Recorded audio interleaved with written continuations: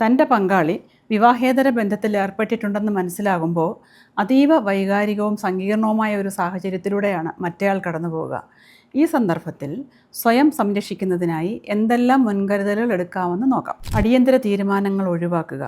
പെട്ടെന്നുള്ള ദേഷ്യത്തിലോ സങ്കടത്തിലോ വിവാഹമോചനത്തിനോ പങ്കാളിയിൽ നിന്ന് അകന്നു നിൽക്കുന്നതിനോ തീരുമാനങ്ങൾ എടുക്കരുത്. കാരണം വൈകാരികമായി നാം തളർന്നിരിക്കുന്ന അവസ്ഥയിൽ എടുക്കുന്ന തീരുമാനങ്ങൾ അത് തെറ്റാകാം. മനസ്സ് ശാന്തമാക്കി അടുത്ത ഘട്ടത്തെപ്പറ്റി ആലോചിക്കാം. പങ്കാളിക്ക് ഒന്നിലധികം പങ്കാളികളുമായി ബന്ധമുണ്ടെങ്കിൽ ലൈംഗിക രോഗങ്ങൾ വരാനുള്ള സാധ്യത കൂടുതലാണ്. സ്വയം ഒരു മെഡിക്കൽ പരിശോധന നടത്തുന്നത് ഉചിതമായിരിക്കും. അതുപോലെ കൃത്യമായി ഭക്ഷണം കഴിക്കാനോ ഉറങ്ങാനും ശ്രമിക്കുക. സ്വയം കുറ്റപ്പെടുത്താനോ ആത്മവിശ്വാസം തകർക്കാനോ ശ്രമിക്കരുത്. കാരണം പങ്കാളിയുടെ തെറ്റിന് നിങ്ങൾ ഉത്തരവാദിയല്ല. അടുത്ത സുഹൃത്തുക്കളോടോ വിശ്വസ്തരായ ബന്ധുക്കളോടോ ഈ വിവരം പങ്കുവെച്ച് മനസ്സിൻ്റെ ഭാരം കുറയ്ക്കാം. പങ്കാളിയുമായി ബന്ധമുള്ള മൂന്നാമത്തെ വ്യക്തിയെ പോയി കാണുന്നതും ശാരീരികമായി നേരിടുന്നതുമൊക്കെ ഒഴിവാക്കുക.